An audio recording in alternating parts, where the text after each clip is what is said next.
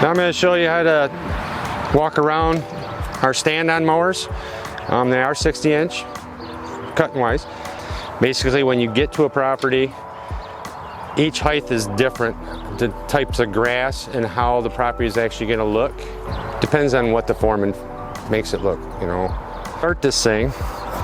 You have your throttle, your key, that's your blades, brake. This drops your deck, which here is your height. Each peg changes out different height. Right now I'm at this property, I'm going to cut it at 3.25. This handle here is for your chute blocker. We'll get to that and you'll see how that just prevents you from plastering cars, the beds, anything that you don't want grass to be. This will stop it from happening. Right, first thing you do to start it is make sure these are apart. Throttle up just a little bit. This is an EFI system, so there is no choke. You just turn the key, you'll hear it a little bit. Once that goes off, you can go ahead and fire it up. You take the brake off like that. Each arm here controls each tire, okay? You pull it backwards, of course that's going to reverse this tire. Same with this. If you want to turn around and do this, one will go forward, one will go backwards. I'll show you turns on a lawn on how not to turn. It's called a 3-point turn. It's so you don't tear up the grass and make a little circle there. Now a 3-point turn, coming across the lawn, let's say I want to turn around and do my line that way.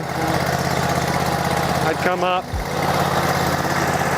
it's a stop, back up until you reach your line, and then you're back in it.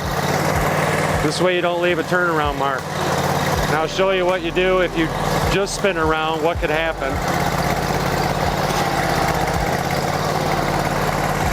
It actually will tear the grass. If it was a thinner grass, if it was a real thin grass, that would be mud, and that's a no-no. So now I'll start mowing. First thing you do is you always do a perimeter pass. It's just like we did with trimming. This is the trim side of the mower, discharge side. So you keep your trim side always to the beds. And what you're doing is going around everything real quick on the perimeter so you have a place to turn around. And then you won't miss any grass whatsoever. Here's where I'm talking about closing your chute as you're going by a bed. This mower will throw it all the way that way, so we always close the chute as we're going by. Okay, now that you got your perimeter set, now you decide on what type of pattern you're going to do on the lawn. We always love to change the pattern up from week to week. Number one, it helps grass grow evenly and you get a much better look. And people like the patterns changed because a lot of people like the lines nowadays. So you look at the lawn from last week, this had lines going one way and another. We're going to put an angle cut on it. Once you're done with the first cut, we always cross cut. So you're going to put a second cut on it, and that's when you decide, are you going to put a different angle to it or do a straight line, but you never want to do the same lines twice. And that's why we call it cross cut. As you can see, I did all my turning around on the turf. I didn't drive on the driveway. If you do, it tends to leave the tire mark there and it'll be there for a while. Rain will usually wash it away.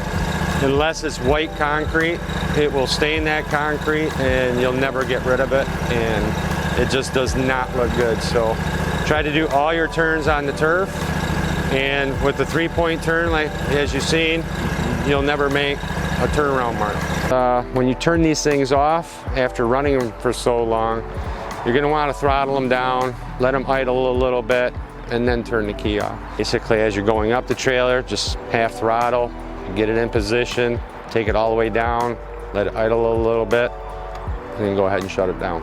For fuel in this machine, it is regular gas. Goes here, it's an 8-gallon tank. Anytime you start the first thing in the morning, you should always check your oils. With this one, you unscrew it, wipe it clean. When you put it in, you do not screw it back in, you just pop it like that, and then go ahead and check your level. Of course, this one's completely full, so it's good to go. Something you should do every morning before your first lawn, before you start this thing for the first time.